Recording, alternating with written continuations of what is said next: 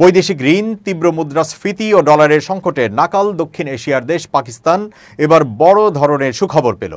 দেশটির উত্তর পশ্চিমাঞ্চলীয় খাইবার পাখতুনখাওয়া প্রদেশের হরিপুর জেলার তারবেলা এলাকায় পাওয়া গেছে বিশাল স্বর্ণের ভাণ্ডার। পাকিস্তানের চেম্বার অব কমার্স অ্যান্ড ইন্ডাস্ট্রির সাবেক সিনিয়র সহসভাপতি ও এয়ার করাচির চেয়ারম্যান হানিফ গহর গণমাধ্যমে এই তথ্য নিশ্চিত করেছেন। পাকিস্তানি দৈনিক দ্য এক্সপ্রেস ট্রিবিউন জানিয়েছে, আবিষ্কৃত সোনার আনুমানিক মূল্য প্রায় 636 বিলিয়ন মার্কিন ডলার। অর্থনৈতিক বিশ্লেষকরা বলছেন, এই আবিষ্কার পাকিস্তানের অর্থনীতিতে হতে পারে গেম চেঞ্জার। এমনকি এই স্বর্ণ ভাণ্ডার দিয়ে দেশটির সব বৈদেশিক ঋণ পরিশোধ করাও সম্ভব হতে পারে। হানিফ গহর জানিয়েছেন, বিষয়টি ইতিমধ্যে পাকিস্তানের special investment facilitation council SIFC ও স্টেট ব্যাংক অব পাকিস্তানের গভর্নরকে অবহিত করা হয়েছে। স্বর্ণ উত্তোলনের কাজের জন্য অস্ট্রেলিয়া ও কানাডার খনি কোম্পানিগুলোর সঙ্গে আলোচনা চলছে।